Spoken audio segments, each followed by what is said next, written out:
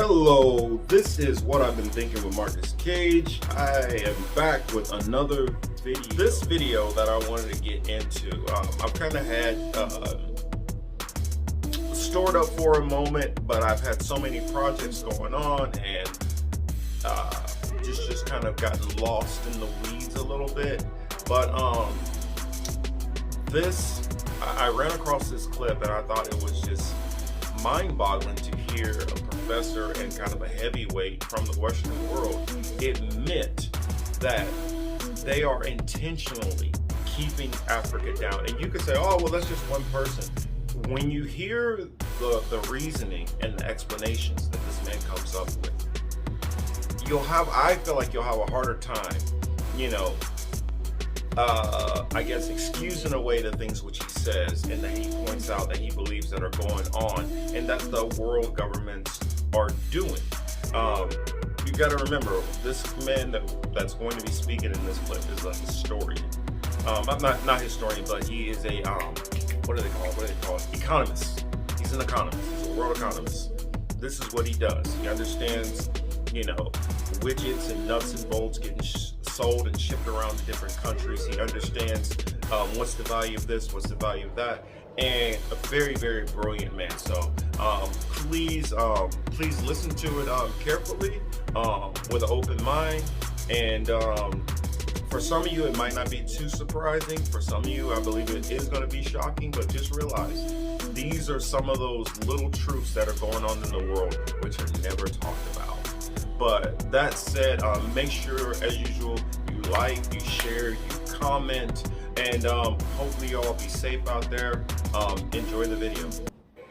Okay, so what I'm going to try and do is just give you some charts and a couple of tables, just to paint a little bit of a picture that you already know. Okay, so what this presentation is fundamentally designed to say is this: Africa, historically, sub-Saharan Africa, has been fundamental to the global prosperity of the advanced countries. Okay? And Africa had a role to play. It has a role as a raw material producer. We will not allow sub-Saharan Africa to escape that. Okay, we do everything to keep sub-Saharan Africa where it is, also impoverished. It's absolutely vital for the prosperity of everyone else. So let's get clear about that. Okay, and this means all the economic structures, all the global institutions, and the economics we teach everyone is all designed to keep Africa exactly where it is. And whether it is Europe or US or now China, it's always the same.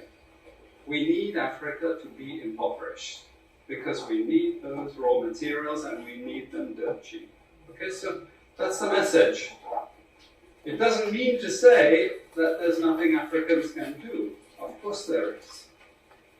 Okay, but this is the opposition that they're fighting. This is what it's about. Because if Africa does do something different, I assure you living standards of all those in Europe and North America and Asia is going to fall. Okay? And that is a big price to pay. I assure you that the West is not going to allow that without a big fight. Okay, so this is what it's fundamentally about. What I want to show you is how these structures are operating. It's just 20 minutes, so we can't do very much, but just to give you a little bit of an idea. And why I keep the ideology part there is because we are part of the producers of ideology. At universities and academic institutions, we are complicit in this whole enterprise. Okay, so the job of many Western academics is to convince Africans they have to keep doing what they're doing. Okay, and to show them it's your fault that you're poor. It's not our fault. It's your fault that you're poor. So this is what we do in academic institutions, and I want to show that as well. We just start. This is what it's basically about, so you know what it's about. But I want to just show you the extent to which Africa is specializing in the production of raw materials and basic agricultural goods. We know the basic forces that have caused this underdevelopment. We know it's colonization. I will not discuss that very much because my colleague speaker is going to go into some aspects of this. But I do want to discuss the global economic structures, the global financial institutions, and economic ideology, briefly, to give you a flavor of those. Let me start with this. You can't really see it so easily, but if those of you who are interested, you want the PowerPoint, I'm sure we can make it available to you. But the thing that you really need to see is the top line. Okay? And the extent of dependency is captured by this statistic at the top. Okay? And you compare it with all other income groups. And what you see is essentially in that one statistic how dependent sub-Saharan Africa is on raw material production. Okay? This is the very heart of what makes sub-Saharan Africa beat. Okay? Here, just to have a look at one very important additional statistic, with all this export coming from sub-Saharan Africa, how much does sub-Saharan Africa account for in terms of global trade value? We know there are vast resources coming from there, but look at the bottom line in terms of global trade value. Look at that.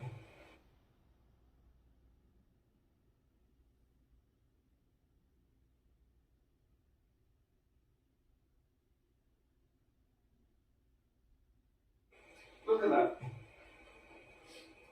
0.5%, 1975, 0.95% going down to 0.1. To 0.1. Meaning that with all these vast resources being produced, how much are they getting for it? Nothing. Nothing. This is a very significant piece of data. Then I just want to show you what has happened to sub-Saharan Africa, because what we know, and from all studies, no country ever develops without manufacturing. Okay, producing raw materials will not take you anywhere. Producing basic agricultural goods will not take you anywhere. And let's have a look at how much manufacturing activity takes place in sub-Saharan Africa. We can look over the last 15 odd years, 15, 20 years. And we see manufacturing has actually declined as a percentage of the total. This is percentages of total production in sub-Saharan Africa. How much of it is accounted for by manufacturing? So this figure here is 17% of the total. Most of the rest, when we talk of industry, it includes manufacturing, but the bulk of it is mining. Okay? Raw material extraction. This is the bulk of it. And here we see actually raw material extraction has stayed the same. What has caused industry to fall is the fall in manufacturing production. This is deliberate because we will never, as Western economists, as Western policymakers, we cannot afford to allow Africa to industrialize and start producing manufactures. Okay, so we will do everything to stop that. And I'm going to show you how we actually block that. It's obvious in certain ways, but it's less obvious in other ways. Now, we have actually seen periods of rapid growth in sub-Saharan Africa, misleading people, saying, oh, you know, we're now doing much better. And this has happened recently. Recently, I've had students come and tell me, we've done much better now. And you can see growth rates rose quite sharply in recent times. now are starting to go again down. But if you look historically, the same thing happened earlier. Why? Because in these two periods, we had East Asian rapid industrialization processes.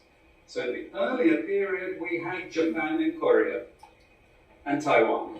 Okay, rapid growth, sucking in raw materials from Africa, driving up the prices, and then sub-Saharan African countries grew. Exporting raw materials, they grew.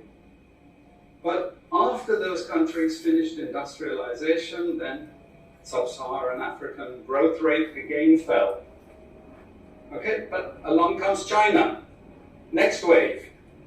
Okay, again, sub-Saharan African growth rises, but now China is going down. As many of you now know from the press, China is going down. But sub-Saharan Africa is going down even faster. And we're going to go back to where we were again, with very low prices of raw materials, very low growth rates, and again, the sorts of poverty that we saw once before. Because, bottom line, sub-Saharan Africa is condemned to this role, just the supplier of raw materials, not a manufacturer.